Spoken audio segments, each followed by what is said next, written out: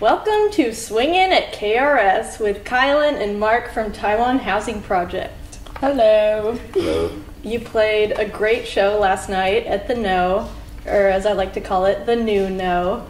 And Kilynn, you used to live in Portland, so how is it being back? So far, like where I was around the Hollywood district didn't look that much different. Like a lot of things that I used to go to were still there. And except for, I noticed they gutted a bunch around the Sandy Hut. I mean, it was so nice to see everyone, all my friends last night. And so your new album, Veblen Death Mask, came out earlier this year on Kill Rock Stars, and we love it. Is this the first time that you two have toured together, and how did you meet?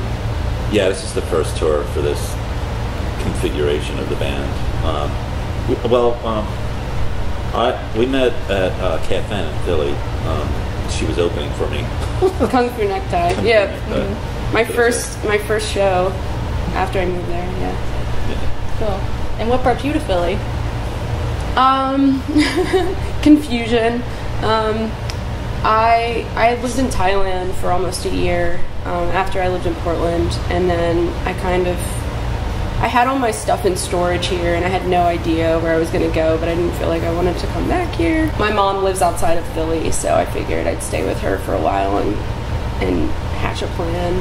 Our friend Sad Horse wanted me to play a show with them, so then I asked Tom to set it up, and he put Mark on the bill, and cool. And yeah, and then we met and started a band, and then I didn't leave Philly. Cool. Mark, you put out a couple of solo albums recently, most recently in January, and it's a really great album, by the way. Oh, thanks. What led you to wanting to put out solo music, and what's it like to play in a group again? Well, I mean, the two records are kind of just sort of accidental. I just had this stuff around, and people were like, "Hey, you want me to put this out?" And I was like, "Okay, it's your funeral, you know." Actually, this shirt, Richie Records, that's what my second one that came out in January is on. Richie put it out for me, and then Silk Breeze put the initial one out in 2012.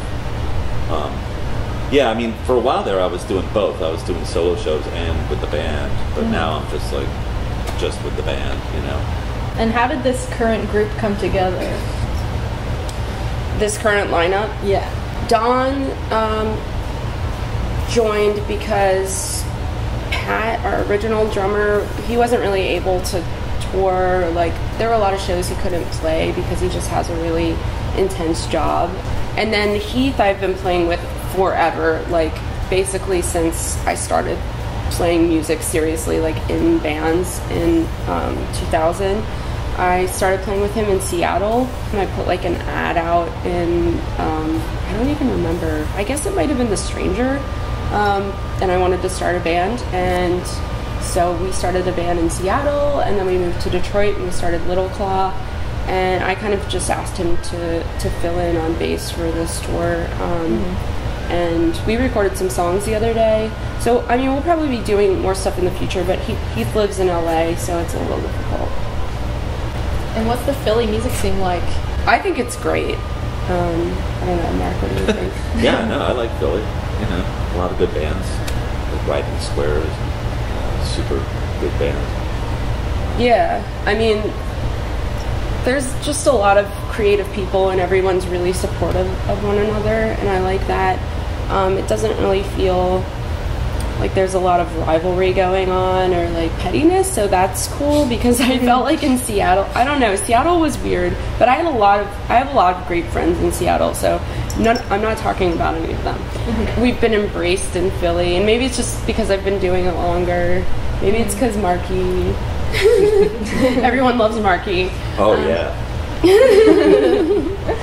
So Ian Svenonius wrote your biography, and he wrote that you were a group that never got the memo to manifest mediocrity, and that you were powerful enough to exorcise its audience of the degenerate culture which is poisoning them. So how do you feel about such a strong statement?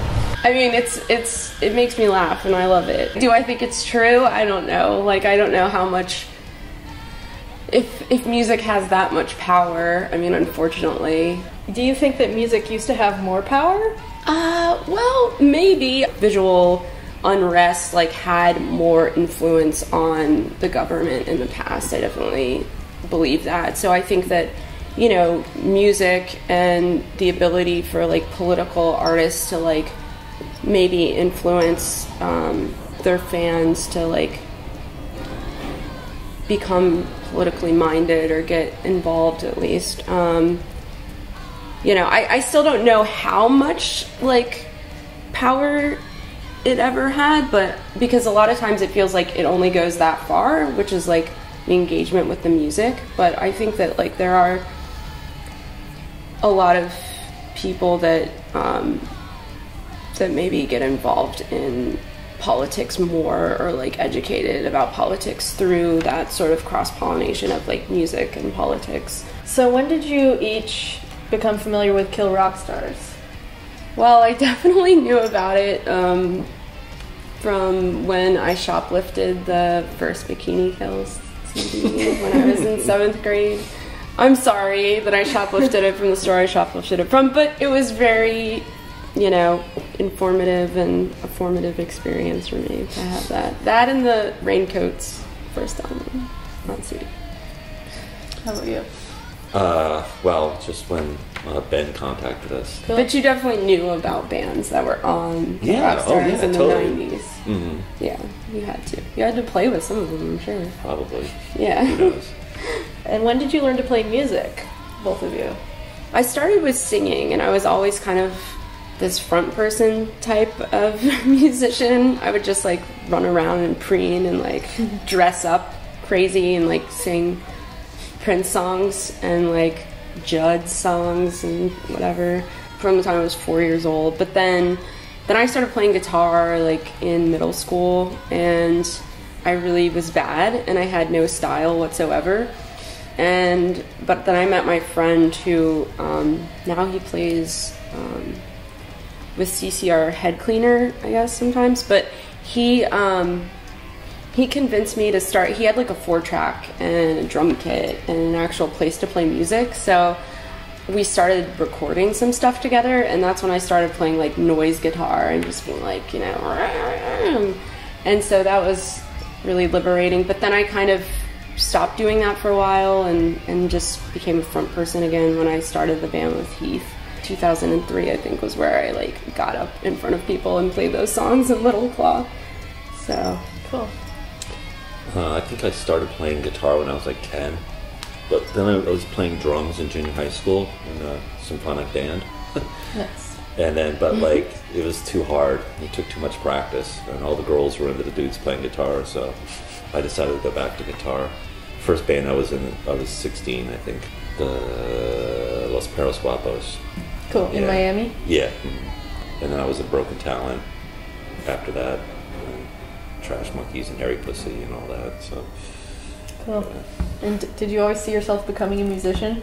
Yeah. Really? Did you? Mm-hmm. Yeah, I didn't know if it would actually, I didn't know if I believed it would actually happen. I just felt like this is what I have to do. And for the longest time, I was just super down on myself because I felt like it's not fair. Like, I'm so into music and like it's all I want to do, but I can't play an instrument. I suck. Mm-hmm. But then I just, the thing that changed it really, where I was like, I can play an instrument and I can get up on stage and I can do this in front of people, or I can record this and like actually make albums or songs or whatever, was when I saw, it was like 2000, I saw the Half Japanese documentary, The Band That Would Be King, and Dave Fair was like, chords? You just need chords to plug in the guitar. And I'm like, yeah. And then like that just flipped the switch, and I don't know, I was like, yeah, why am I playing this music I don't really care about? Ever since, I can't imagine doing anything else. Well, thanks so much for coming in today, Kilynn and Mark from Taiwan Housing Project. Bye-bye. Bye.